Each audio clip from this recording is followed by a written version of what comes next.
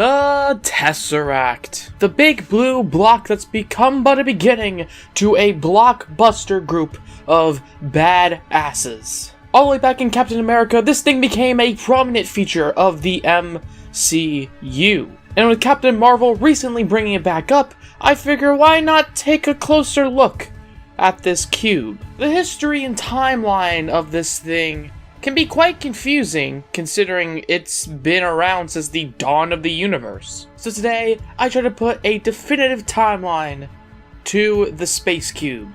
Hey guys, my name is DJ, and today we take a look at the timeline of the Tesseract.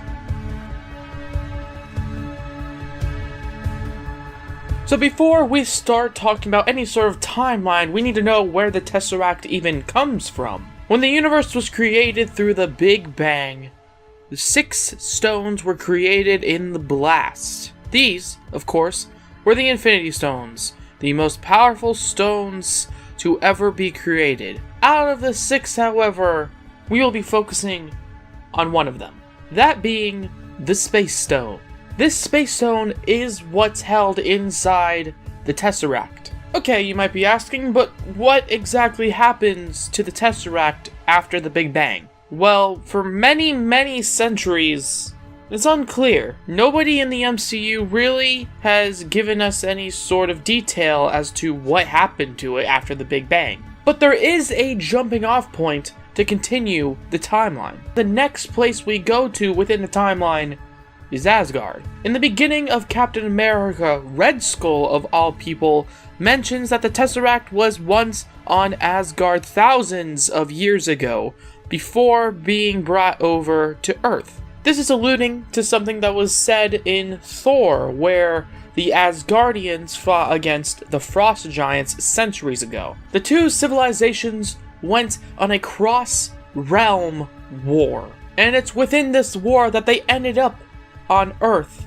at around the year 965. They fought and battled in Norway, leaving the Tesseract behind before it was later discovered by humans. Now, it's unclear exactly why the Asgardians decided to leave the Tesseract. However, one thing that is sure is that the humans who found the Tesseract knew that there was immense power in it and decided to hide it away. But as it's been hidden away for centuries, we move on in the timeline to Captain America, the First Avenger.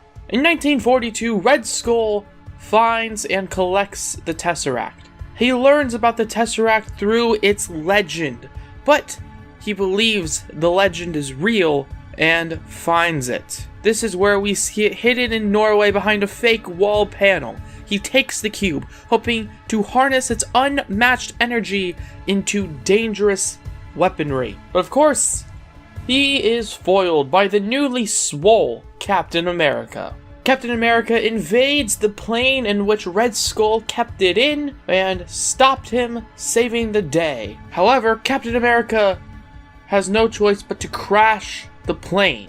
He crashes the plane, of course still holding the Tesseract, into Arctic waters. But the immense power that the Tesseract has keeps him alive. That is until Howard Stark and the American government retrieve Steve Rogers' body and the Tesseract from the plane crash. Of course, then Captain America goes back and becomes the superhero that we all know and love, but this isn't about Captain America, so let's go back to the Tesseract. Now that this immensely powerful cube is in the hands of the government and the military, they immediately decide to study it. In Captain America, we learn about one very important individual who studies the cube. The alien scientist Mar-Vell, who is undercover on Earth and has become a leading military scientist, starts to study the Tesseract. She studies its ability and its power to potentially power a light-speed engine. One that would free the oppressed civilization known as the Skrull from the abusive civilization of the Kree. The Tesseract is sent out into outer space inside a secret laboratory of Mar-Vell. This lab is orbiting Earth, hidden from not only humans but aliens as well. In 1995, Captain Marvel retrieves the Tesseract once again. She leaves it with an alien flurkin known as Goose. This cat thing then eats the Tesseract. I mean, what else are you gonna do when you see a big blue glowing cube that seems to hold immense power? But don't worry, in the post-credits scene, he spits the cube back up onto Fury's desk, so the timeline can continue. Following this vomiting, nothing really happens to the Tesseract up until 2012, when it starts to act up again. Now within the hands of S.H.I.E.L.D., the Tesseract is starting to act up, so they start to study it in 2012. This then leads us to the Avengers, where Loki takes possession of the Tesseract. But it's a comic book movie. The bad guy never wins. So of course, Loki was defeated by the uniting Avengers, and the Tesseract was taken away from him, locked in a vault in Asgard. Quite like a misbehaved child with a toy. That is, if the misbehaved child is a god, and the toy is one of the 6 most powerful things in the entire universe. But like any misbehaved child, they always try to get their toy back. Before Asgard was destroyed by the Ragnarok event, Loki decided to take back the Tesseract from the vault. However, Loki's stupidity and greediness would lead to the MCU's most catastrophic event to date. The Tesseract was taken from Loki, along with most of the lives from Asgard, by Thanos. And, well, I think we all know what happened next. Thanos took the Space Stone out of the Tesseract, adding the stone to his collection and putting it in his Infinity Gauntlet to go destroy half the universe.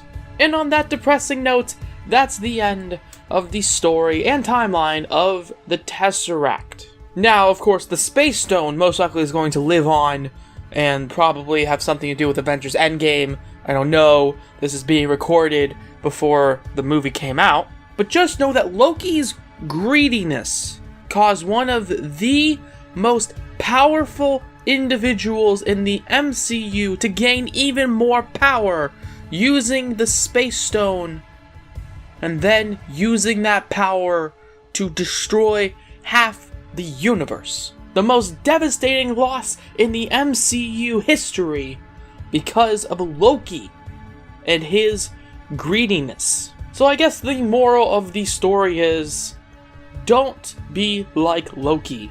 Don't be greedy like him.